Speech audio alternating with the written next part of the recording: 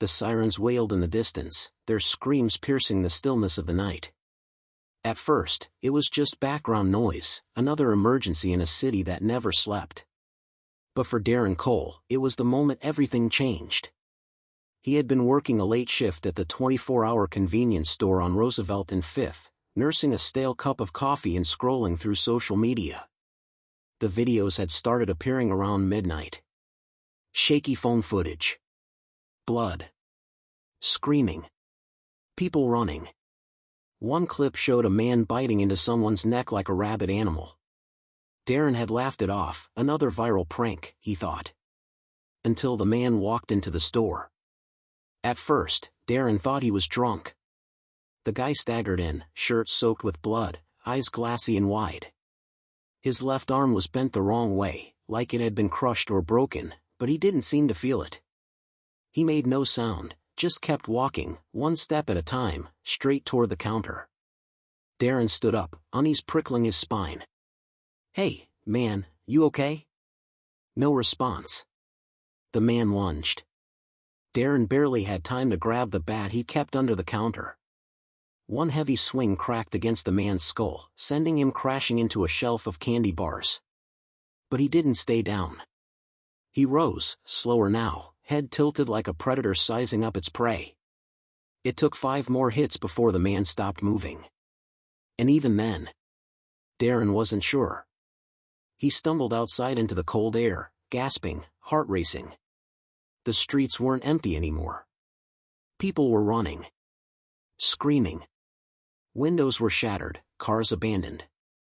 From the alley across the street, he saw 2 more figures crawling over a body, tearing into it with savage hunger. It wasn't a prank. This was real.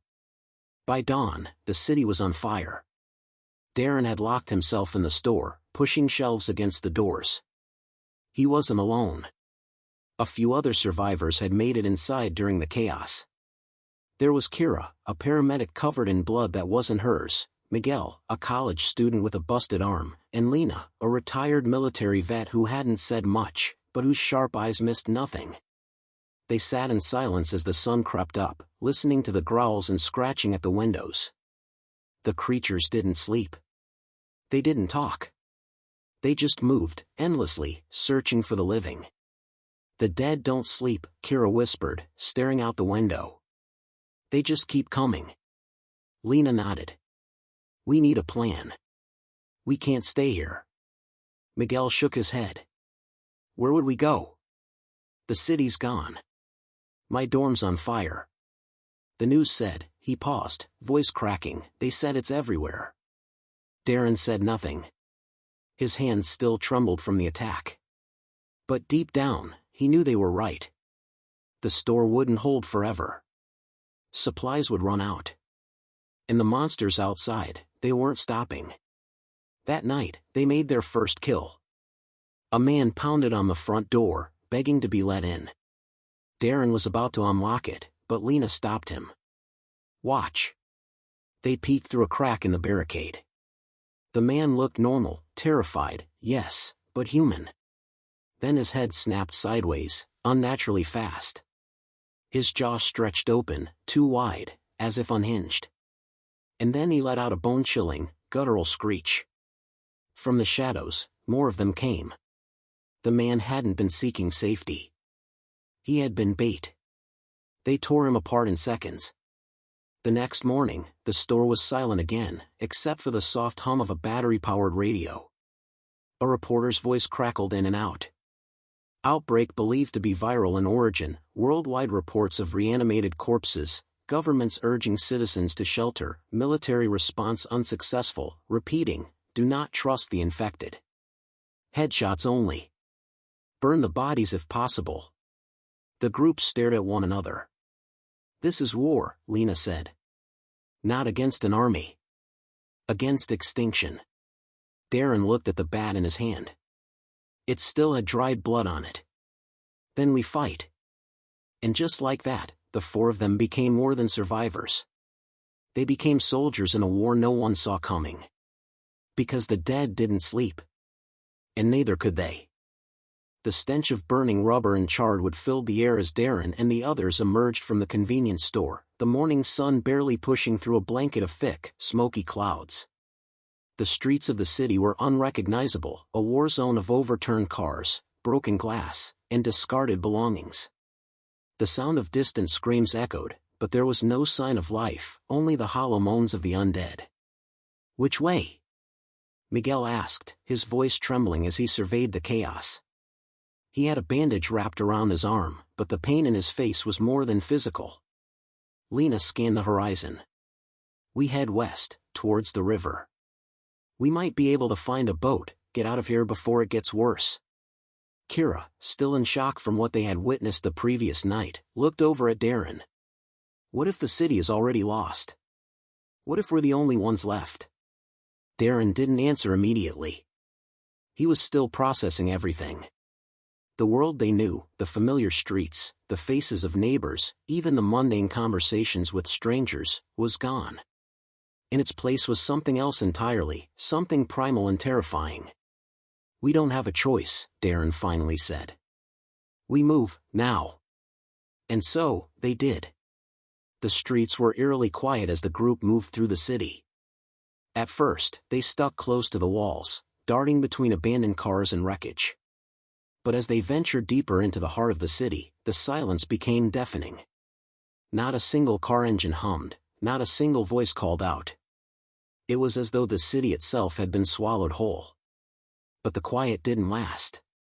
A sharp, unholy screech echoed from a nearby alley, and before anyone could react, a horde of the undead emerged from the shadows.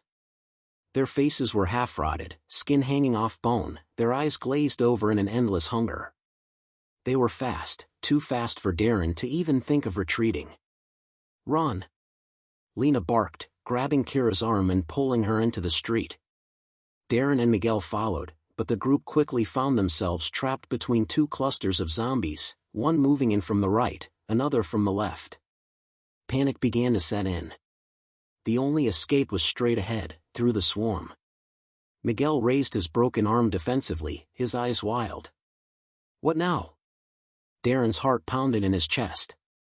There was only one option, fight or die. "Get to the fire escape!" Darren yelled. "Go!" The fire escape. The one on the building directly across the street. Lena moved first, dodging between the zombies with surprising agility. Kira followed, moving slower, more hesitant. Darren shoved Miguel forward, pushing him toward the stairs. They made it, barely. Just as Darren reached the top of the fire escape, a zombie lunged from below, catching the back of his jacket. He twisted, kicking the creature away with all his might.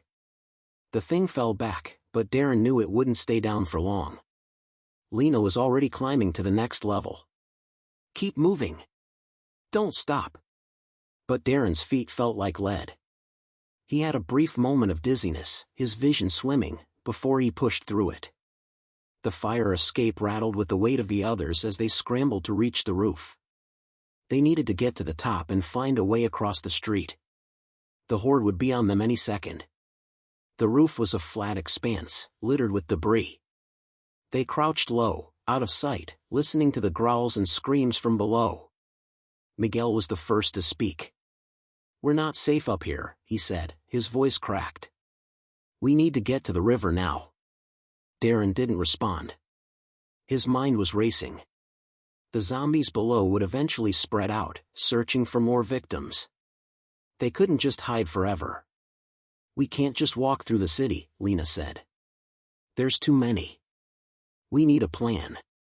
Kira, who had been quiet until now, spoke up. "I saw something. A helicopter. Maybe 5-10 miles out. But we'll need to get there fast." Darren's eyes sharpened. "That could be our ticket out. But it's not going to be easy." Miguel nodded. "We don't have much time. Every minute we wait." A crash interrupted him. A lone zombie had climbed up the fire escape. It reached for Lena, who managed to shove it back, but it was only a matter of time before more followed. "We need to move," Darren said, his voice urgent. "Now." The group didn't need to be told twice. They ran, climbing the next building, hopping across rooftops, careful to avoid making noise. Every movement was calculated, every step deliberate. But the truth was, the further they went, the more the danger grew. From their vantage point, they could see the once bustling city now overrun with chaos. Fires blazed in the distance. The dead shuffled in droves through the streets, their vacant eyes scanning for fresh meat. But through it all, Darren kept moving forward. He couldn't afford to stop. Not yet. Not when survival was all that mattered. The sun hung low in the sky as the group crept along the rooftops, each step taken with the utmost caution. The city, once full of life and noise, now felt like a desolate wasteland. The distant hum of a helicopter still echoed in Darren's mind, a faint reminder that there might still be hope. But hope was in short supply when the streets below were crawling with the undead. They reached a series of connected buildings, a maze of rooftops and crumbling fire escapes. Lena led the way, always with her eyes scanning the horizon, alert to any sign of movement. Kira, despite her earlier shock, had started to take on a more practical role, keeping watch for any zombies that might be getting too close. Darren could feel the weight of responsibility on his shoulders. It was no longer just about survival, it was about keeping these people alive. He knew it, and it was the one thought that drove him forward. He couldn't lose anyone else. Over there, Lena pointed, gesturing to a building in the distance. That's our next stop. The helicopter's supposed to be a few miles to the west. We make it there, and we have a chance. Miguel, still nursing his injured arm, winced but nodded. Let's move. They continued their trek, moving as swiftly as they could, hopping from one rooftop to the next. The further they went, the more desolate the city appeared. The usual hustle of urban life had been replaced by an eerie silence, punctuated only by the occasional moan or scream of the undead. And yet, the real danger was the unknown. They reached a narrow alleyway, the only route between the buildings, but the moment they entered, the noise came, a low, guttural growl. Darren's heart skipped a beat. The noise wasn't coming from the zombies they'd already seen. It was something else. Something larger. A figure emerged from the shadows, and the group froze. It wasn't human. It was taller, much taller than the average zombie, and its movements were jerky but quick. It had patches of flesh missing from its limbs, and its eyes were a dull, milky white. The worst part? It didn't seem to care about the other zombies. It moved with purpose, ignoring the undead around it as if they weren't even there. Keep quiet, Lena whispered, pulling everyone back into the shadows. That thing isn't like the others. Darren's mind raced. What was it? Some kind of mutation? Had the virus done this to the humans, or was it something new? They had no time to dwell on it. The creature, the thing, had spotted them. It let out a bone-chilling screech, and instantly, the zombies in the area turned their attention toward them. Run! Darren shouted. They bolted, heading for the fire escape on the opposite building. The creature didn't follow them directly but was pushing the zombies toward their path. The horde was getting closer. Every step, every breath felt like it could be their last. Darren's lungs burned as they reached the fire escape and started climbing. But the zombies were right behind them, their claws scraping against the metal, their moans growing louder. The horde was relentless. Miguel was falling behind. Come on! Lena urged, grabbing his uninjured arm and pulling him up the stairs. We don't have time to wait. Darren turned, realizing Miguel couldn't keep up. He could already hear the gnashing of teeth and the wet slaps of zombie limbs reaching for him. Miguel! Darren shouted, running back down. But it was too late. Miguel had already been dragged down into the swarm. Lena cursed under her breath, eyes flashing with a fury Darren couldn't match. But there was no time to mourn. We can't go back for him, Lena said, her voice thick with regret. We need to keep moving. Now. Darren hesitated, staring down into the abyss of the alley, where he could hear Miguel's screams fade into the chaos. His throat felt tight. He couldn't save him. They couldn't save everyone. But he couldn't let that be the end of them. They had to survive. Darren nodded. You're right. We move. The group pushed forward, climbing the fire escape and reaching the roof of the next building. But their relief was short-lived. As they crested the roof's edge, they saw a new horror before them. A massive crowd of zombies stood in the street below, but they weren't just wandering. They were huddled around a single figure, a woman, holding something in her arms. The woman was clearly alive, and she was crying. We have to help her, Kira said, her voice shaky. She might know something. She might have answers. Darren shook his head. No. She's a trap. She's drawing them in. Lena watched the scene for a long moment. She had the experience, the knowledge to see things others might miss. But even she couldn't be sure. I don't trust it, Lena muttered, but we're running out of options. The horde was growing. Their time was running out. The group stood in silence, watching the woman in the street, her muffled sobs breaking the tense stillness of the air. The zombies around her seemed to move in a slow, almost hypnotic rhythm, their eyes fixed on her. She clutched something tightly in her arms, a bundle wrapped in cloth, and despite the chaos surrounding her, she hadn't moved. Darren, we can't just leave her there, Kira insisted, her voice edged with desperation.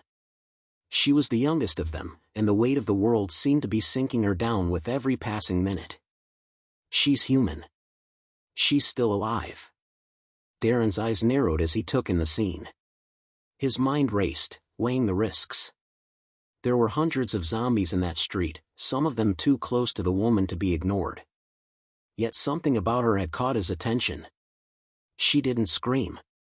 She didn't run. She didn't fight. Lena crossed her arms, her gaze intense. It's a trap. The words were simple, but they hung heavily in the air. Darren had seen enough to know that in a world like this, nothing was ever as it seemed. People who seemed helpless often had dangerous tricks up their sleeves. It was part of the new normal. And yet, Darren couldn't ignore the voice inside him, the one that said they couldn't abandon someone, especially not someone who was still holding on to hope. It was a fragile thing, that hope, but if it broke completely, they might never make it through this world. We have to try, Darren said, his voice firm. We can't let her die out there. Lena's eyes hardened. You're playing a dangerous game. I'm not playing, Darren replied, his hand instinctively reaching for the bat that had been with him since the beginning. I'm surviving. The group moved quickly, crouching low as they navigated the rooftops to a building closer to the street. Every step felt like a gamble. Every breath felt louder than the last.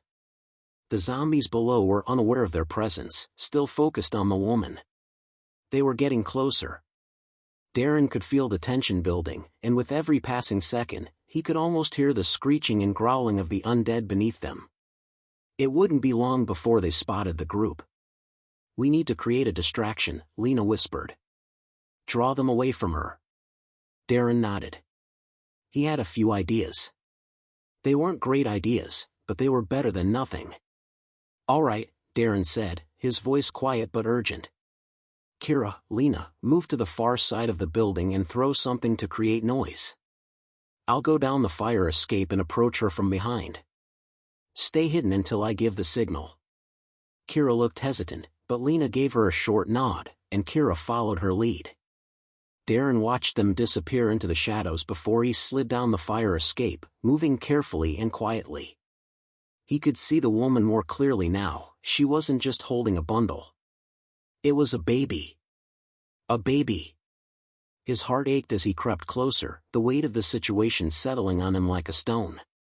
Could he really take the risk of saving a child? What kind of world had they ended up in where saving a life had become an impossible decision? The distraction went off, a loud crash, followed by a scream. Darren's heart skipped a beat. He wasn't sure if it was part of the plan or something gone wrong. But the moment the zombies turned toward the noise, Darren dashed forward.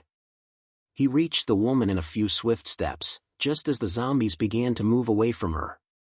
Hey, he said quietly, crouching down to her level, we're here to help. We're getting you out of here. She didn't respond immediately, her eyes wide with fear, but she didn't push him away either. Slowly, she looked up at him, her face pale and drawn with exhaustion. The baby in her arms stirred. "My son," she whispered, voice trembling. He's all I have left." Darren's throat tightened. He couldn't let her down. "We'll get you to safety," he promised. Suddenly, a loud screech rang out from the direction of the distraction, and Darren whipped around. A group of zombies had spotted them.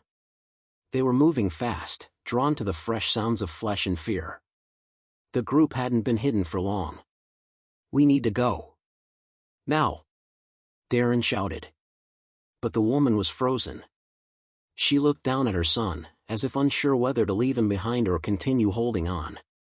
Lena's voice broke through the chaos. "Darren, we need to move." With the zombies closing in, Darren made a snap decision. He scooped the baby from the woman's arms, her protests falling on deaf ears. "Come on. We'll keep him safe. Let's go." They ran, darting into a nearby alley, weaving between wrecked cars and broken glass. The woman followed, now driven by the instinct to survive, but her movements were shaky, her steps faltering.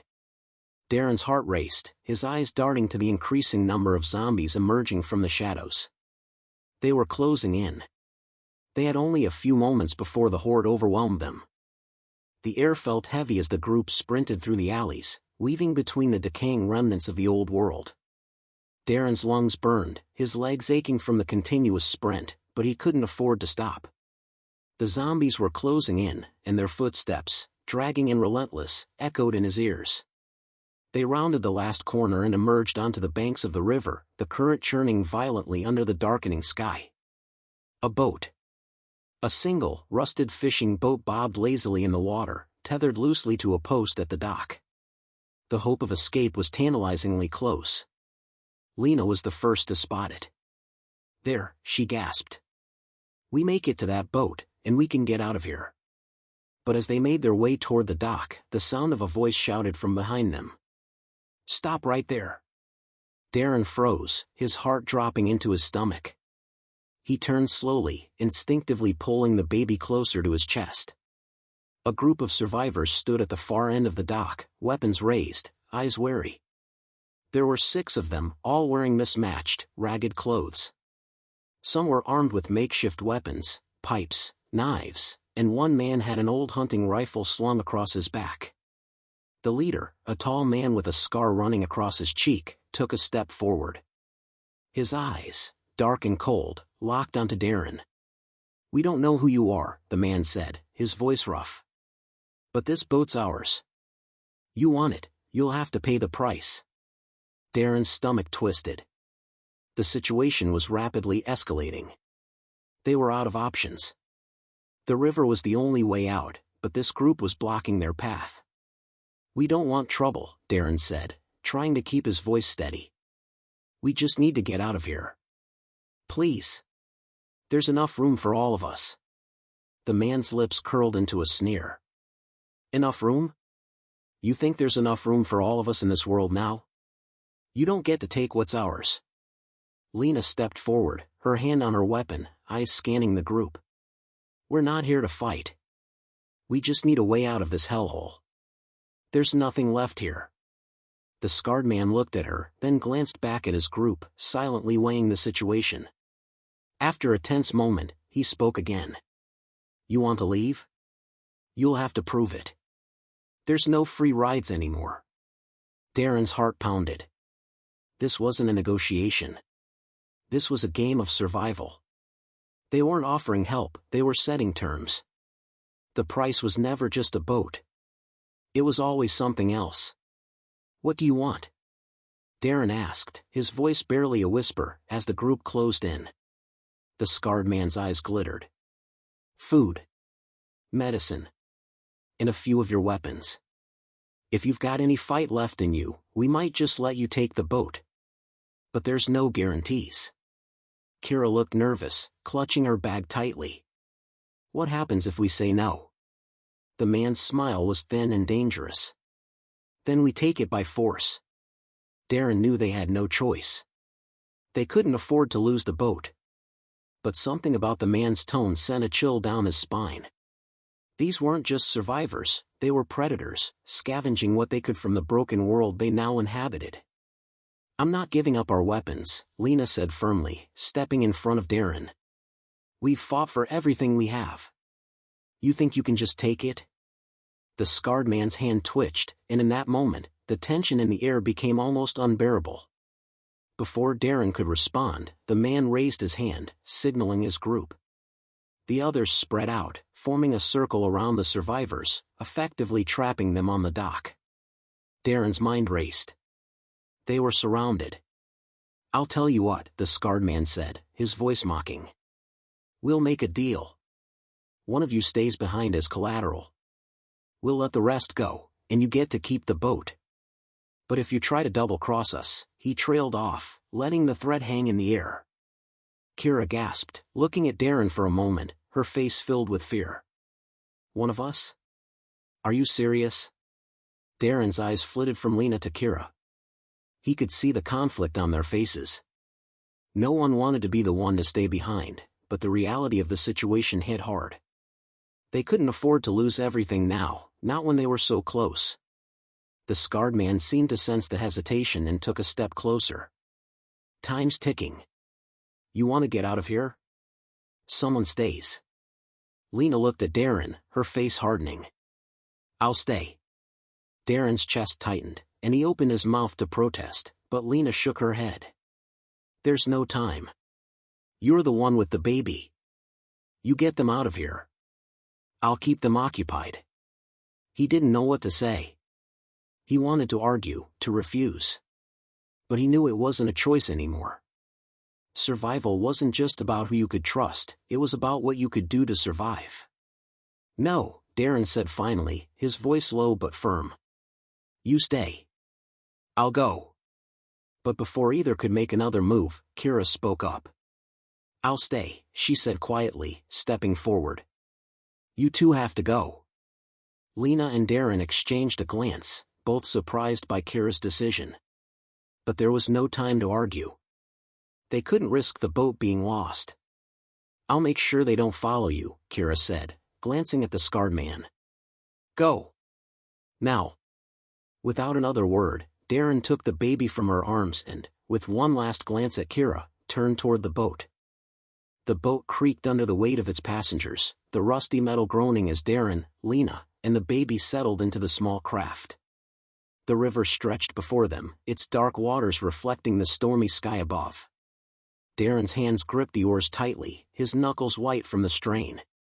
He could feel the cold of the river creeping up his spine, but it was nothing compared to the chill in his chest, the fear of what they had just left behind.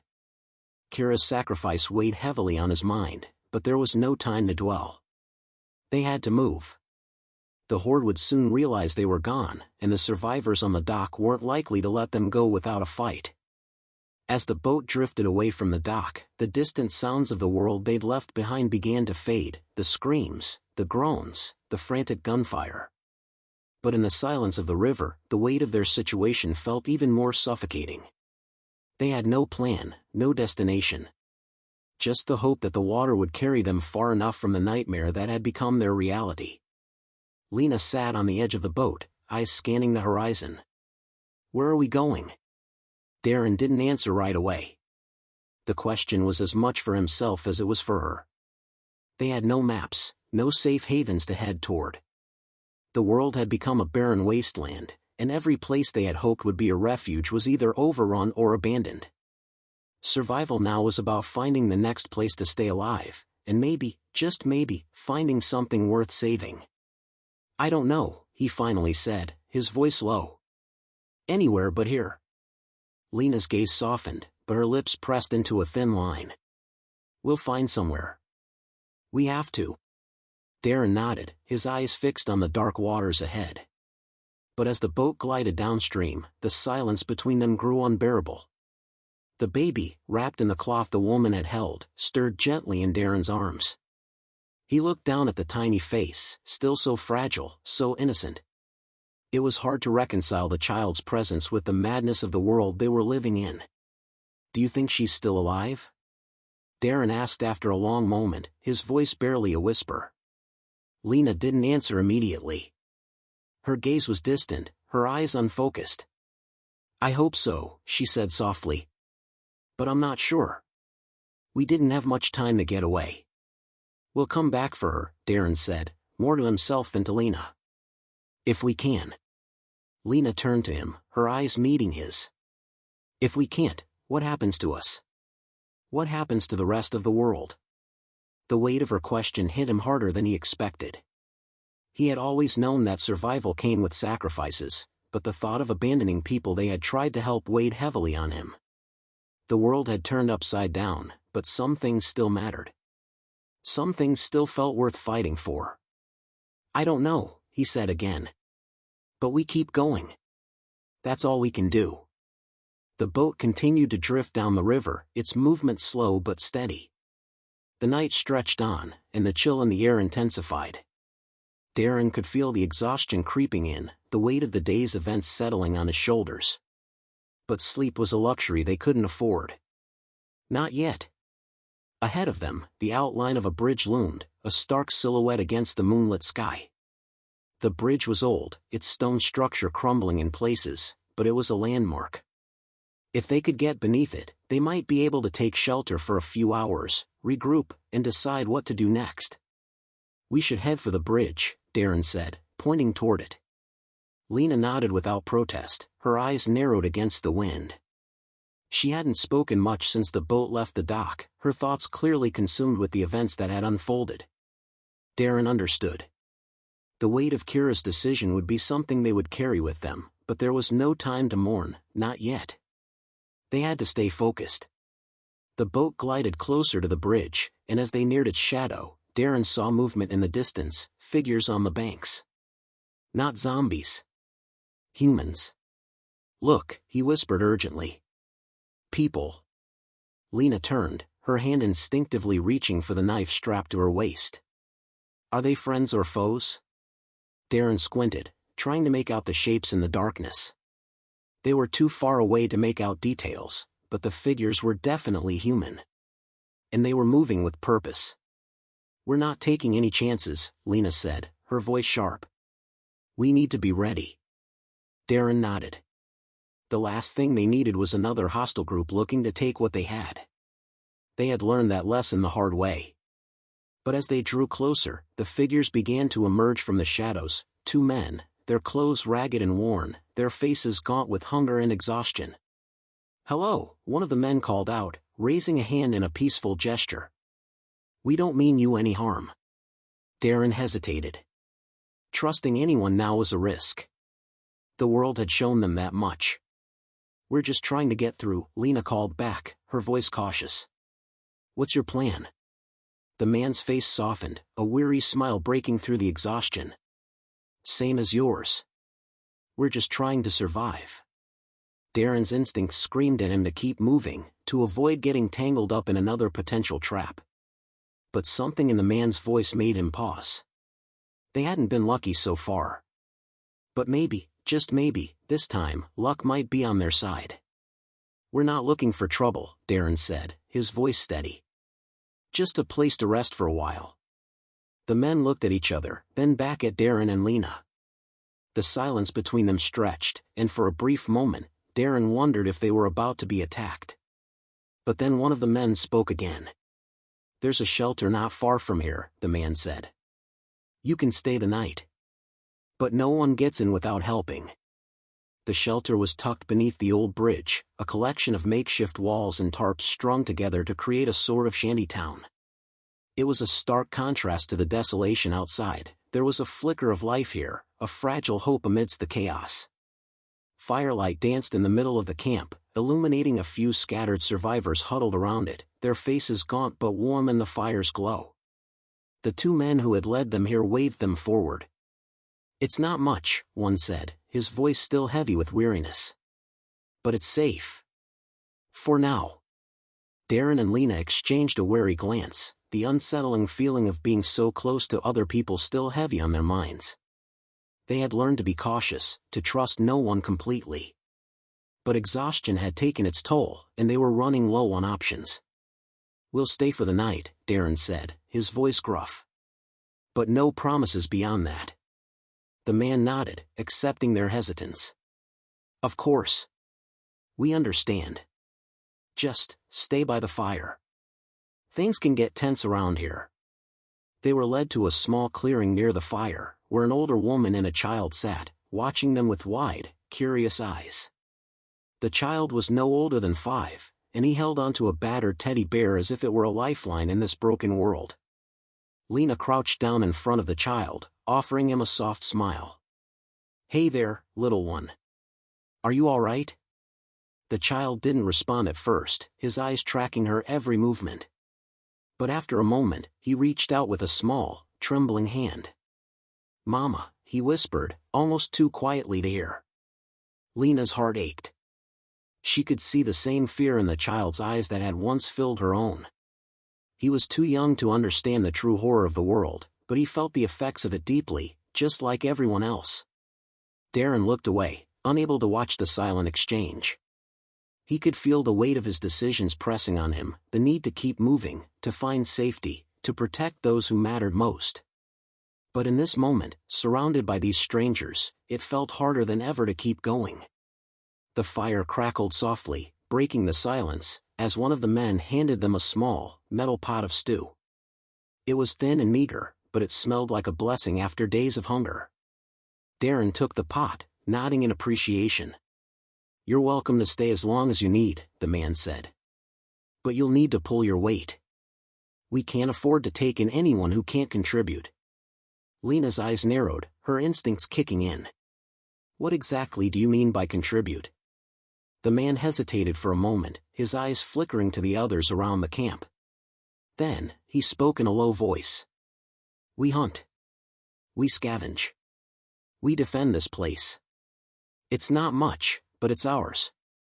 You'll have to do the same if you're going to stay." Darren frowned. "Hunt zombies?" The man smiled, but it wasn't a friendly smile. It was a smile that spoke of hard choices and brutal reality. "We do what we must to survive. Sometimes it's zombies, sometimes it's other people." Lena stiffened at the mention of other people. She could already feel the tension in the air, the unsaid words between them. "You raid other survivors?" The man's expression hardened. "Not exactly. But sometimes we have to take what we can to survive. It's either that, or we starve." Darren and Lena exchanged a look. The weight of the decision to stay here was already becoming clear. This wasn't just a group of survivors trying to make it through the apocalypse, they were a group of people who had made survival a cutthroat priority. They had no illusions about the rules of the new world. "You can't take what you want without consequences," Darren said, his voice firm. "People are still people, even in the middle of all this." The man's smile faltered for a moment, but then it returned, sharper this time. "You'll understand soon enough. The world's changed. People change with it." The atmosphere grew tense, and Darren could see the others in the camp exchanging glances. There was an unspoken understanding that the next few hours were going to be crucial. The moment you let your guard down in this new world, you risked everything. Lena took a deep breath and reached for the pot of stew, offering it to Darren. He hesitated but accepted, the warmth of the food a stark contrast to the coldness of the situation. As he took a bite, he couldn't help but feel like they were stepping into a web of moral grayness. As the fire flickered, the shadows around the camp seemed to stretch longer. Every survivor had a story, every person here had been forced to make sacrifices to stay alive.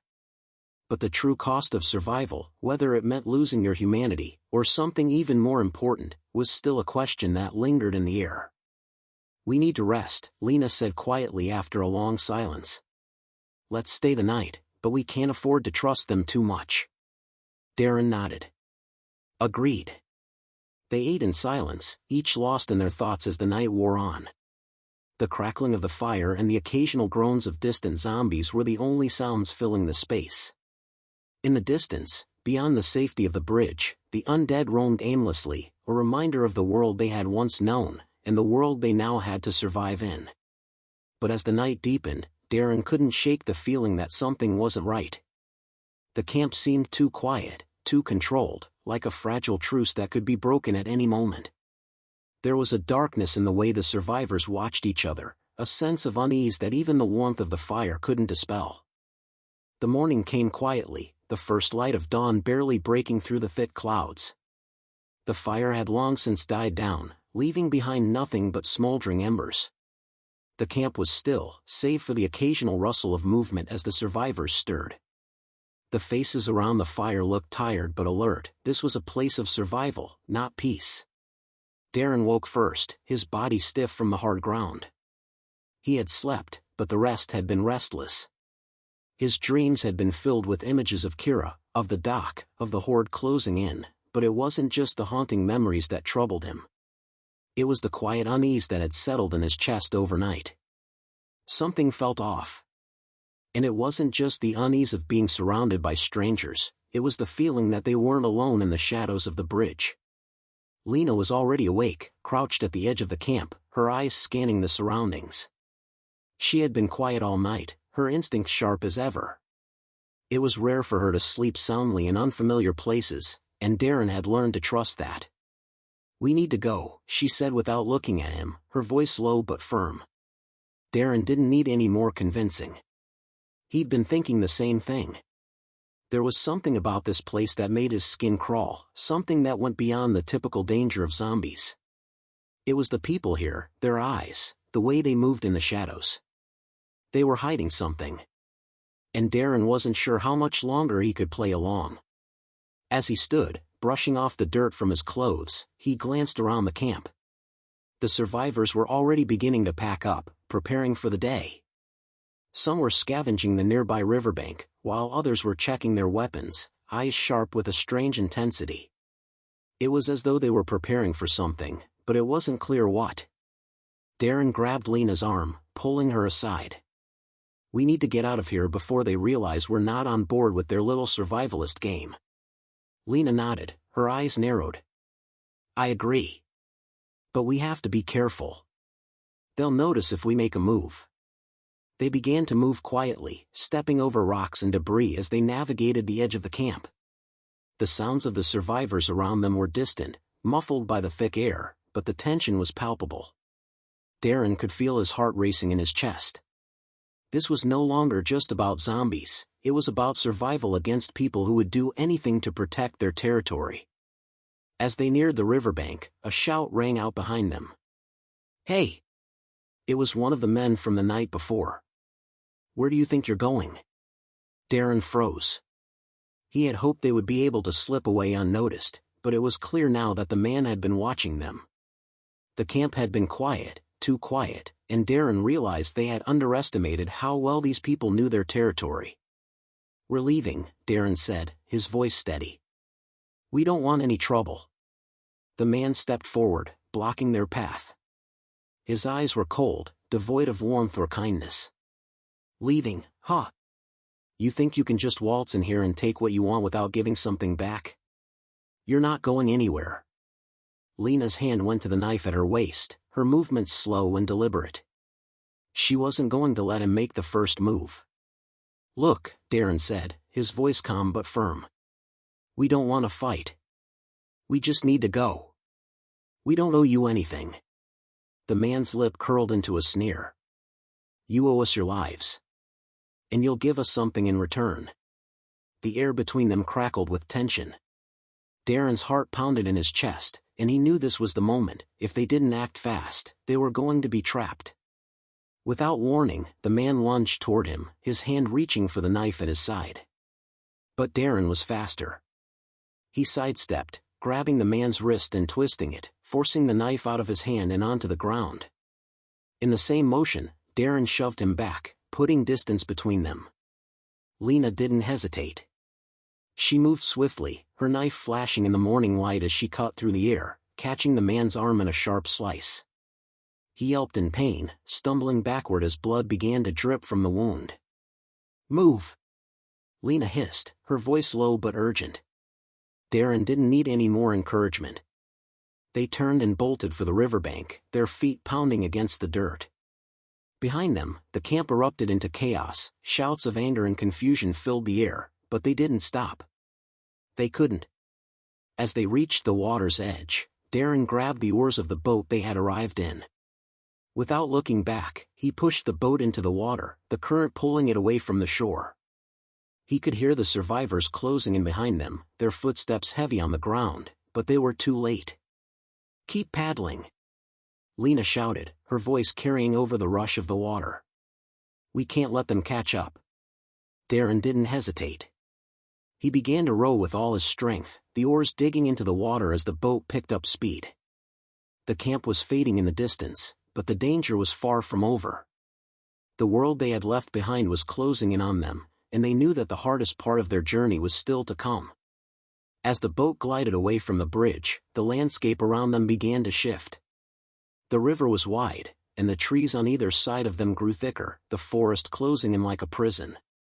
But for the first time in what felt like forever, Darren allowed himself to breathe. They had escaped. For now. "We're not safe yet," Lena muttered, her eyes scanning the riverbanks.